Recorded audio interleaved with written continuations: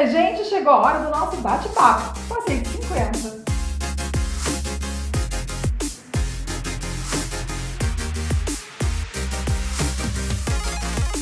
O nosso bate-papo de hoje é voltado para vocês, meninos, mas também para as mulheres que acompanham os homens. Às vezes a gente tem que dar aquele empurrãozinho. E o nosso bate-papo é com um urologista. E não pensem vocês que urologista é só quando a gente fala de câncer de próstata, não. Tem muito mais coisa por trás. E não esquece de já curtir esse bate-papo, é importante. Deixe seu comentário, acione o sininho para você ficar recebendo as nossas notificações. E você também me encontra nas redes sociais, no Instagram, @Madeleine Machado, com Y. Vamos ao bate-papo de hoje? Diferente de nós, mulheres, os homens não procuram muitos médicos, não. Só quando tem um problema, e às vezes até sério. E é sobre isso o nosso bate-papo de hoje com o doutor Alexandre Cavalcante, urologista. Doutor Alexandre, obrigada por aceitar o nosso convite do Passeio de 50. Obrigado, eu que agradeço pelo convite, é um prazer estar aqui, espero contribuir com o canal. Nossa, com certeza. E não é mito não, né, doutor, isso que eu falei? Homens não procuram se cuidar, né? Isso é uma verdade, né? Acho que um pouco de culpa cultural. O homem ele tem uma resistência, um preconceito diferente da mulher que desde cedo, da primeira menstruação, já procura o médico. O homem começa a procurar justamente nesse período, quando passa dos 50 anos, pelas campanhas publicitárias, por tudo isso, mas ainda assim com bastante resistência. E a resistência é porque quando ele procura um urologista, normalmente é porque ele tem que fazer um exame de próstata. E aí vem todos aqueles mitos que a gente vai desmistificar. Exame de próstata. Por que é essa resistência toda dos homens, doutor? Bem, acho que é importante a gente explicar um pouquinho sobre câncer de próstata, sendo bem breve, que a gente está chegando na época do Novembro Azul, que é o mês de conscientização do câncer de próstata e da saúde do homem, porque o câncer de próstata, esse ano, ele foi colocado como o primeiro câncer em prevalência, incluindo o câncer de mama na mulher, que também é muito prevalente, eles são quase equiparáveis, excluindo os cânceres de pele, né, por conta dos países tropicais, que a gente toma bastante sol e tudo isso. Então, devido à sua alta prevalência, o câncer de próstata, ele realmente é um dos poucos cânceres, o único câncer urológico que tem um mês de conscientização.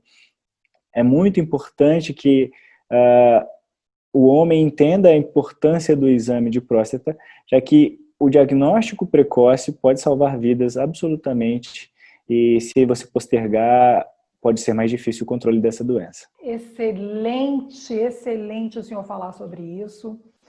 E esse exame é um exame como outro qualquer.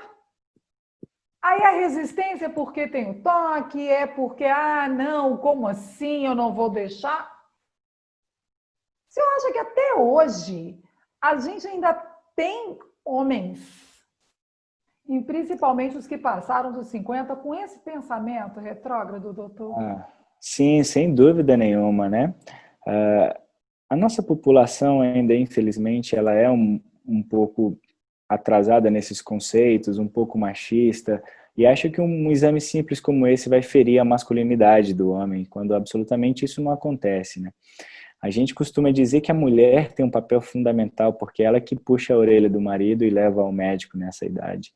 Então, é um exame extremamente rápido, ele é um exame que ele tem sim muita importância, ele não pode ser excluído, é muito comum ver o paciente falando assim, mas eu fiz aquele exame de sangue e está tudo bem, eu preciso mesmo fazer o toque. Precisa, porque eles são complementares, a gente não precisa dos dois estarem alterados para levantar a anteninha de alerta, basta que um dos dois esteja alterado para a gente continuar a investigação. Então, só o exame de sangue não serve, só o exame do toque retal não serve. Agora, quando é que um homem, já que, vamos pensar num homem maduro, que tem uma mente aberta, que está preocupado com qualidade de vida, que faz sim seus exames periódicos, cardiológicos, enfim, vai ao urologista sim, Mas quando que ele precisa começar? Qual é a atenção? Vamos lá, uma vez por ano, depois de quanto tempo, qual a idade? Perfeito. Aqui a gente tem que entender qual é o contexto em que a gente se encontra, né? A consulta com o médico, urologista ou qualquer outra especialidade no sexo masculino ela deve acontecer sempre que há uma queixa. A consulta rotineira para rastreio do câncer de próstata, propriamente dito, ela é dividida em dois grupos. Ela é dividida no grupo que tem algum fator de risco, sendo os principais desse a afrodescendência, que a gente sabe que tem a maior prevalência de câncer de próstata, ou seja, pacientes de pele negra, de cor negra, e histórico familiar. São os dois fatores de riscos mais prevalentes, mais importantes quando a gente fala de câncer de próstata. Esses pacientes devem iniciar aos 45 anos de idade. Para os que não têm esses fatores de risco, eles podem começar aos 50 anos de idade. De modo em geral, o exame ele é feito anualmente. Isso não é uma regra, por exemplo, se a gente há algum grau de suspensão e a gente quer dar um intervalo, a gente faz o próximo exame no intervalo menor. Ou se a suspensão é muito baixa para câncer de próstata, a gente pode postergar um pouquinho, pode aumentar esse intervalo para 2 anos, mas como regra ele é feito anualmente com o exame de PSA e toque retal, a partir dos 45 anos de idade ou 50 anos de idade, dependendo de cada caso. Ou seja, está junto com o check-up, né? Porque o recomendado é que se faça uma vez por ano o check-up. Nós estamos passando pela pandemia, já estamos há quase 8 meses da pandemia. Isso deu aí uma estendida no prazo de muita gente. Consequentemente, o senhor deve ter visto isso também aí no seu consultório. Qual a maior preocupação para essa ausência desse paciente no seu consultório, doutor Alexandre? Então, isso é verdade, assim, a gente infelizmente é um lençol curto, não temos nenhum interesse aqui de criticar aqueles pacientes que por medo, por cuidado com a própria saúde, entre aspas, se ausentou do médico nesse período, medo de uma clínica cheia, medo do contágio. Pelo contrário, é um momento triste para todos nós e a gente se solidariza com isso. Mas a gente começa a receber os filhos da pandemia, né? Os problemas de saúde mais graves, os problemas de saúde já numa fase mais avançada, porque retardou em quase 1 ano o acompanhamento. Isso, infelizmente, acontece. A gente, obviamente, no consultório não tem nenhum intuito de punir, de repreender, mas a gente precisa alertar que com todos os cuidados de higiene, de uso de máscara, distanciamento dentro do consultório, as consultas elas precisam ser mantidas. O coronavírus, se Deus quiser, vai passar e essas doenças elas vão continuar. Então a gente precisa cuidar delas também. Quando a gente fala do câncer de próstata, e a gente já começou, o senhor já começou falando, dando esse alerta pela importância do tema, inclusive o senhor muito bem colocou agora o novembro, que junto com o câncer de mama, o câncer de próstata é um número cada vez mais alto.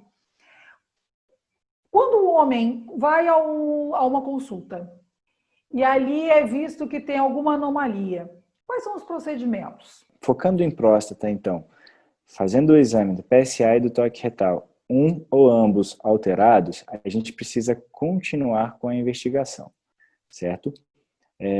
Então, qual é a investigação? A investigação consiste em a gente fazer rastreio para o câncer de próstata. Hoje em dia, existe um exame adicional de imagem não invasivo para melhorar nosso grau de investigação, que é a ressonância nuclear, ressonância magnética de próstata, ressonância multiparamétrica de próstata. Esse exame é um exame não invasivo, é um exame demorado, o paciente fica naquele tubo por uns 40 minutos, é um pouco enjoado, mas ele aumenta a nossa sensibilidade do exame.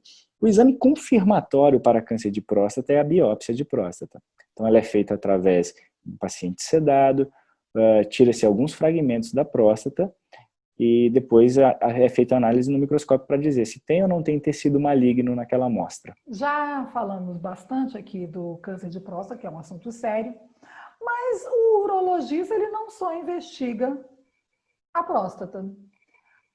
Quem mais deve procurar um urologista? Assim, próstata acaba sendo um assunto relevante pela prevalência, mas é exatamente isso.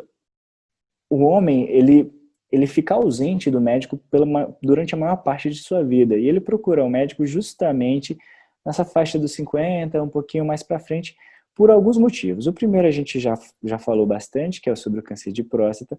O segundo motivo principal são alterações urinárias, ou seja, o paciente está urinando pior, está acordando muito à noite para urinar. Isso pode acontecer também relacionado à próstata, por um aumento benigno da próstata, chamado hiperplasia prostática benigna, que não tem relação com o câncer de próstata. E o terceiro principal motivo de busca do paciente ao consultório do urologista é a disfunção erétil. São esses os três principais focos do paciente após os 50 anos de idade no consultório de urologista. Agora vamos do último para o penúltimo, vai. O senhor falou uma questão aí que também assombra os homens, e assombra mais ainda os homens que já passaram dos 50, isso é normal, que é a disfunção erétil. Isso é causado pela idade, ou a gente pode colocar aí vários fatores que levam a isso? Tem vários fatores, na verdade, que levam à disfunção. Acho que um dos maiores desafios do urologista no consultório é entender o que o paciente chama de disfunção erétil. Isso é um desafio, porque às vezes o paciente tem uma diminuição do libido, mas tem a ereção preservada, e ele chama isso de disfunção erétil, ou seja, o desejo dele está diminuído, mas a ereção está normal. Tem outro paciente que de fato tem uma disfunção erétil, ele tem desejo e tudo mais, mas não tem ereção, e tem outros fatores associados. Aí a gente, numa consulta de consultório, vai tentar esmiuçar essa queixa, vai tentar achar os fatores de risco, seja doenças prévias, seja hábitos de vida, enfim, e em cima disso vai o tratamento. Cabeça, muito, muito importante. A cabeça, ela influencia mais o homem novo do que o homem mais velho, na verdade. Mas sem dúvida é um fator importante. Então, paciente jovem que chega no consultório com queixa de disfunção erétil não é orgânico, é cabeça. Paciente mais idoso, de fato, às vezes tem uma queda dos hormônios, testosterona, principalmente, e quando ele queixa, ele tem alguma coisa. Às vezes ele não consegue explicar exatamente o que é, mas, de fato, a cabeça pode estar influenciada, problemas no trabalho, problemas pessoais, mas pode ter alguma coisa orgânica também. Tem fatores que são considerados irreversíveis para essa situação? Pergunta boa e difícil de responder. É porque a irreversibilidade da disfunção erétil não existe para o urologista. Porque a gente consegue, de forma cirúrgica, com colocação de alguma prótese, injeção, alguma coisa, fazer com que o paciente tenha ereção e tenha relação. Agora, se do ponto de vista fisiológico, natural, de nascimento, algumas causas são irreversíveis, sim, algumas causas são. Diabetes é uma das causas que podem causar disfunção erétil importante. O tabagismo também pode causar disfunção erétil importante. A ereção está relacionada com vascularização do pênis, então tudo isso que ataca a microcirculação do pênis pode levar a uma disfunção irreversível. Outros problemas, trauma, própria cirurgia do câncer de próstata, radioterapia, algumas coisas assim podem causar e ser de forma irreversível, entre aspas, do ponto de vista funcionar como funcionava antes, mas a gente sempre dá um jeitinho. E esse jeitinho tem aí uma pílulazinha azul que não é todo mundo que pode usar, né? Não é todo mundo que pode tomar, né, doutor Alexandre? Isso.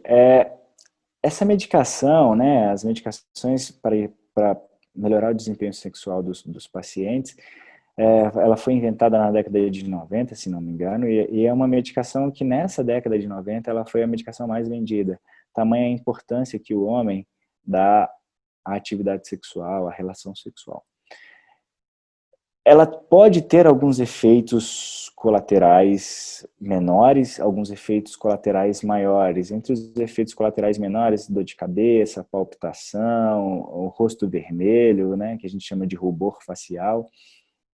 Mas pode causar também algumas arritmias, ela aumenta a vascularização periférica e dessa forma aumenta a sobrecarga do coração. Então, alguns pacientes que têm doença cardíaca grave, eles precisam passar numa consulta com um cardiologista antes de iniciar esse tipo de medicação. Isso é verdade. Agora, nós estamos falando aqui do Viagra, né? Exato. Que é o remedinho azul. E, como o senhor bem colocou, ele não começou ontem, né? Não entrou no mercado ontem, não foi descoberto ontem, já tem um certo tempo. De lá para cá, novos medicamentos também entraram? Sim. Sim, foi tudo mais ou menos no mesmo sentido, no mesmo segmento. As medicações, o primeiro realmente que surgiu foi o Viagra, né, de um laboratório famoso. Posteriormente surgiram outros na mesma linha de funcionalidade, no mesmo mecanismo de ação, mas com características diferentes. Por exemplo, período de duração, quanto tempo antes precisa tomar, efeitos colaterais maiores ou menores, alguns de uso diários com uma dose menor. Então surgiram. O princípio é o mesmo, mas hoje existe uma infinidade de medicações com esse intuito, de fazer a vasodilatação e melhorar a ereção do paciente.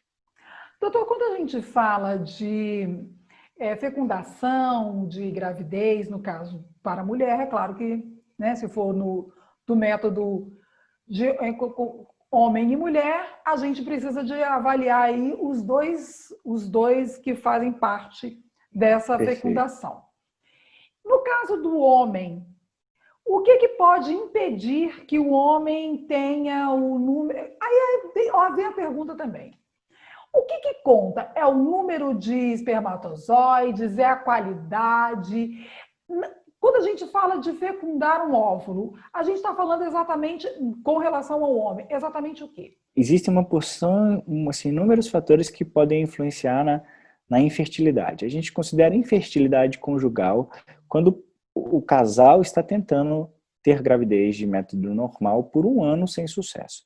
E aí a gente, sem nenhum método contraceptivo, obviamente, sem sucesso. Aí a gente configura que esse casal tem um quadro chamado de infertilidade conjugal. E aí a mulher vai fazer a investigação da parte dela, estando tudo normal, o homem vai fazer a investigação da parte dele.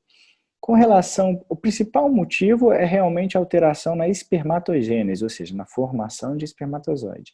Seja na quantidade de espermatozoide, essa é uma das principais causas de infertilidade masculina, seja na qualidade. A gente, quando avalia espermatozoide, são três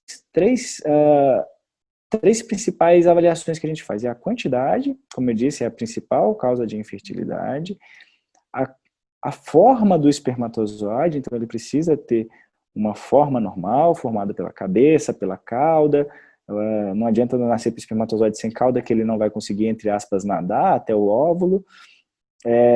E a terceira é motilidade do espermatozoide. Então, o espermatozoide ele precisa conseguir se locomover para chegar lá na tromba da mulher e fazer a fecundação. Então, esses são os fatores que precisam ser investigados. O que pode influenciar nessa infertilidade masculina? Aí são várias coisas, né? O espermatozoide ele é produzido no testículo, ele é armazenado numa sacolinhas que a gente tem perto da próstata, chamado vesículas seminais, certo? Então, fator hormonal é uma das principais causas de infertilidade. Paciente com testículo único é outra causa de infertilidade. Paciente com varizes na bolsa testicular, chamada de varicocele, é outra causa grande de infertilidade. Trauma, torção, tumor, radioterapia, quimioterapia, tudo isso pode levar à infertilidade masculina, certo?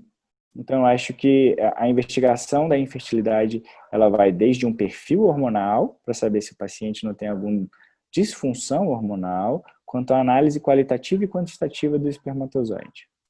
Em estados normais, o homem ele para de produzir espermatozoide? Não. Então, diferente da mulher, que ela tem um período fértil, o homem ele tem uma fertilidade quase que em toda a sua vida. Claro que com o tempo, a produção de espermatozoide vai estar relacionada a ter ou não ter os hormônios, a testosterona, o LH, o FSH, mas ele basicamente ele vai ter espermatozoide durante toda a vida. Se você fizer uma biópsia ou uma punção testicular, vai ter espermatozoide lá, provavelmente. Então, por isso que não é incomum ver assim uns senhorzinhos já de idade tendo um filho numa idade já que não é tão habitual, né? Isso não acontece na mulher, que a gente sabe que após os 35 anos de idade já começa-se a ter um óvulo um pouco mais velho, aumentando a chance de uma má formação, e após a menopausa é impossível ter gravidez da forma natural, pelo menos. Então, meninos que passaram dos 50 continuam despreocupados, né, doutora Alexandre?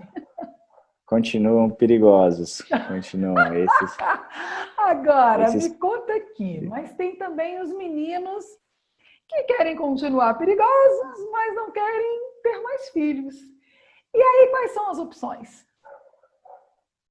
Então, para não ter mais filhos, o principal método contraceptivo usado no mundo é a camisinha, né? O preservativo, esse é o principal.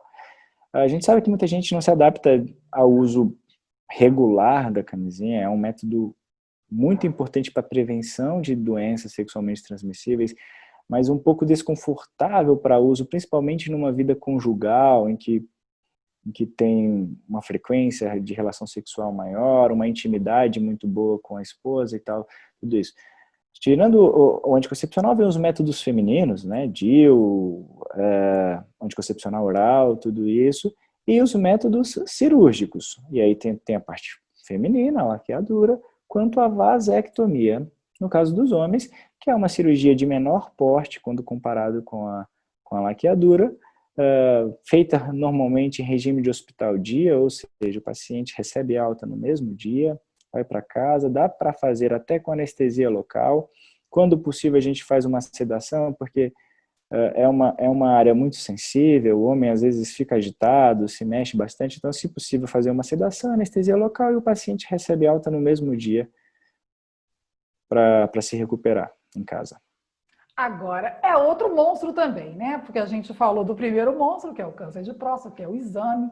E aí, quando a gente fala da vasectomia, ai, não, porque pode acontecer alguma coisa, pode gerar uma disfunção erétil. O homem fala que vai perder a masculinidade. O que acontece, afinal? Ele só para de produzir espermatozoide? Não, na verdade, isso é outro mito, né? Outro tabu que a nossa sociedade tem. A gente não para de produzir espermatozoide. O que a gente faz durante essa cirurgia é cortar a mangueira. Então a água não vai, no caso do espermatozoide, não vai chegar até a ponta do pênis. Certo? Então o espermatozoide ele continua sendo produzido pelo testículo e a gente faz incisões nos dois lados, nos caninhos que levam o espermatozoide até a saída. Esses caninhos são chamados de deferente. Então a gente secciona esses caninhos, corta esses caninhos e os amarra para aumentar a chance de sucesso, para evitar aquela conhecida recanalização, que é o paciente vasectomizado que de repente tem um filho e se assusta. Então, isso é um mito. A vasectomia não causa disfunção erétil, não diminui a masculinidade do homem, não tira o prazer do homem, não atrapalha a relação sexual. É uma cirurgia muito, muito tranquila. Eventualmente, alguns pacientes têm uma sensibilidade dolorosa maior e pode ter um pós-operatório um pouco pior. Mas, no modo em geral, é uma cirurgia super tranquila, com mínimos efeitos colaterais, com mínimas repercussões no organismo do homem. Doutor, quando a gente fala, isso eu acho que não tem idade, que é do DST, da doença sexualmente transmissível, o senhor já falou um pouco sobre isso, o uso de camisinha.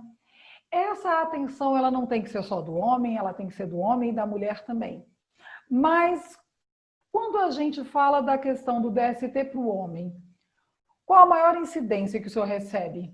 Ou isso tem mudado? Tem mudado, assim. Se a gente for perguntar para os nossos pais, nossos avós principalmente, eles vão dizer como era frequente as doenças sexualmente transmissíveis na época deles. Assim. Então, assim, todo homem tinha uma DST. Era algo meio normal dizer que tinha uma DST naquela época. A gente passou por um período, sim, de diminuição drástica disso daí. Muito por conta da vacina, que trata de medicações, antibióticos, que tratam a maioria dessa DST. Muito pelo medo da principal DST, que é o HIV. Só que, ultimamente, na minha concepção, esse medo tem diminuído, sabe? Então, a gente está vendo o aumento de casos de DST no consultório, tem aumentado tanto no homem quanto na mulher, independente do gênero, independente da opção sexual. Isso tem aumentado bastante no consultório, o que é uma pena no século XXI. Nossa, com certeza. E tem algum, o senhor atribui a esse aumento algum fator em específico? Só o Ah, descuido difícil mesmo. fazer, é difícil fazer essa análise. Eu acho que é justamente o que eu falei, que é quando se perde o medo da doença. Então, a evolução da medicina, ela pode gerar um pouco dessa situação complicada, que é, em vez de, olha, que legal, hoje temos tratamento, vamos agradecer que aquelas pessoas que adoeciam não vão adoecer mais. As pessoas não se arriscam, não, se eu pegar, tem tratamento. Então, elas se arriscam mais hoje em dia. Antigamente não tinha tratamento, então ninguém queria pegar. Eu acho que isso é um dos principais motivos. Verdade. Agora, eu deixei para falar isso aqui um pouquinho mais por último, porque é um assuntozinho também. A gente também só fala de assunto polêmico quando a gente fala com um urologista, né, doutor? Uhum. Porque homem, vocês são complicados, meninos, nesse ponto de vista aí. Agora, quais são os maiores problemas? Há um tempo atrás, eu estou falando aqui, acho que de 10 anos. 10 anos. Eu conversei com um colega seu e ele me levantou uma situação que repercutiu meio que no Brasil inteiro mesmo, que é o seguinte: um dos maiores problemas que leva um homem a um consultório de um urologista é a questão da higiene. Eu acho que o nosso país, por ser um país tão universal e tão diferente culturalmente, do acesso à informação, do acesso à educação, do acesso à saúde básica, nós temos um cenário muito, muito distinto. Se a gente for num cenário privado, a gente vê que esse cuidado é um cuidado mais comum. Assim, não é tão habitual a gente pegar um paciente que não está bem higienizado, que não está com asseio feito. E se a gente vai para o hospital público, infelizmente, as coisas não são do mesmo jeito.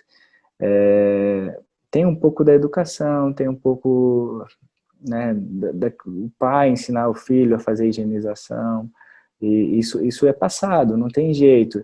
Existem algumas doenças que sim estão relacionadas à falta do cuidado higiênico no homem. A limpeza da região genital é muito importante para evitar algumas doenças, inclusive o câncer de pênis, né? Então, tanto é que, não por acaso, a incidência é muito maior nos estados mais pobres do que aqui na nossa cidade, do que no sudeste e no sul do país. Então, a higiene ela é algo fundamental, é algo extremamente simples, é algo em que se gasta muito menos dinheiro dando essa informação do que tratando as complicações, em que nossos governantes precisam focar nessas campanhas de prevenção, higienização, saúde básica, que é a forma mais barata de evitar problemas de saúde. Com certeza. E agora, que pena que o tempo não deixa eu apertar mais aqui, mas eu quero fazer uma última pergunta, doutor Alexandre. Vamos lá, vamos lá. Vamos lá, porque isso aqui não tem idade, e às vezes os homens maduros que já passaram dos 50 fazem uso, porque às vezes chegam num momento, enfim, que estão só, ou divorciaram, ou ficaram viúvos, enfim, que é o uso dos anabolizantes. Quais os prejuízos que o uso equivocado, ou seja, sem consultar um médico, vai lá e vou ficar forte, para os jovens, para os homens também que já passaram dos 50. Quais os danos à saúde? Tá, então isso que você falou é muito importante, porque existe, na verdade, um preconceito, um conceito preconcebido dessa substância, do anabolizante, né, de substâncias anabólicas, porque normalmente ela é feita de uso errado, ela é feita de uso não necessário. Então existem dois cenários. Existe o cenário do homem que tem uma baixa produção de testosterona, e normalmente isso acontece durante o envelhecimento, que é o chamado de hipogonadismo, seja ele clínico ou não clínico. O que é clínico? É o paciente que tem sintomas, o paciente que está com disfunção erétil, com perda do desejo na mulher, que está cansado, como se fosse a menopausa na mulher, chamada andropausa no homem. Esse paciente ele merece reposição, e a reposição é feita com esteroides mesmo. Então isso ele não é um marombeiro da academia por estar recebendo esteroide nesse cenário, mas o uso indiscriminado simplesmente pelo prazer ou pelos potenciais ganhos que essa substância traz, e são muitos, como aumento de força, aumento de disposição, raciocínio, você fica realmente muito estimulado com essas medicações, isso sim tem risco. Riscos cardiovasculares importantes, aumenta a chance de AVC, aumenta a chance de infarto, riscos hepáticos, aumenta a chance de câncer de fígado, aumenta a chance de problemas graves, hepatites, riscos de outros cânceres urológicos, câncer de testículo, câncer de próstata em pacientes que já têm predisposição a ter o câncer. Então, o uso do anabolizante, a reposição, a terapia de reposição hormonal, quando bem indicada, ela deve ser feita.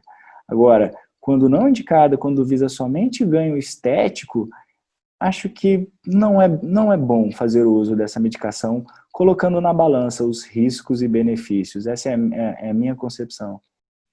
Inclusive, pode, no futuro, gerar a impotência? Pode sim, porque como eu disse, a testosterona ela é produzida aqui quase exclusivamente no nosso testículo. Quando você recebe uma fonte exógena disso, ou seja, uma fonte externa de testosterona, o seu testículo ele para de produzir, ele entende que seu organismo não precisa mais, certo? Então se você fizer uso por um tempo prolongado ou não, porque isso é uma questão de sensibilidade e de idade, quando você interrompe, pode demorar a voltar, tanto a testosterona quanto a produção de espermatozoide, que a gente falou lá atrás, na questão da infertilidade, como pode não voltar. Não é questão de só demorar. Às vezes é irreversível a ausência de espermatozoide depois de uma certa idade, pacientes acima de 60 anos, 65, podem não ter retorno da função habitual, da produção natural de testosterona. Doutora Alexandre, muito obrigada por vir ao canal. Olha, sabe que quando eu comentei com os nossos seguidores que nós íamos, porque a gente fala ali escondidinho, gente, vamos convidar um urologista, alguma pergunta, o que mais teve foi filhos, filhas pedindo para a gente realmente falar sobre todos esses dados que foram falados aqui. Porque falaram o seguinte, olha, o meu pai que já passou dos 50, o meu pai que já passou de 60, o meu pai que já passou de 70, e todos eles falaram a mesma coisa. Que bom que vocês vão falar sobre isso, porque eles acham que não precisam de ir ao médico, só no cardiologista. Assim, ainda hoje as doenças cardiovasculares, infarto e derrame AVC são as principais causas de morte na nossa população. Mas a causa oncológica do câncer, ela vem logo em seguida, e não só isso, a saúde ela não se restringe a isso, né? O paciente tem que estar se sentindo bem, o paciente tem que estar sem dúvida, o paciente tem que estar esclarecido, isso é muito importante, a gente fica à disposição para esclarecer qualquer outra dúvida que eventualmente tenham, você pode me passar depois as perguntas que eu respondo com o maior prazer, e lembrar que a saúde do homem ela não deve ser feita só em novembro, ela é feita o ano inteiro. A família tem um papel fundamental, os filhos, a esposa, porque nós homens somos sim cabeça duras e precisamos de puxão de orelha sim, e vamos se cuidar porque a gente só tem uma vida.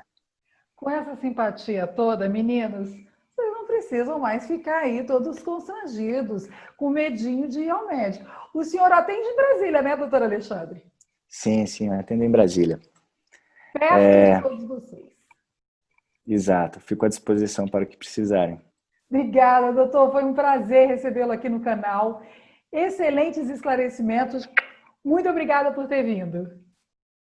Muito obrigado pelo convite e parabéns pelo sucesso do canal. Fico à disposição. Recado dado, meninos. Nada de preconceito, nada de correr do médico.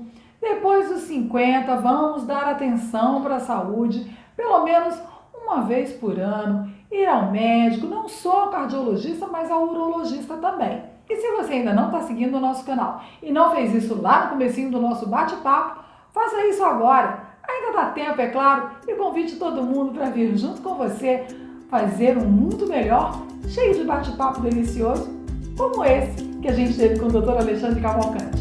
Um beijo, gente! Até amanhã!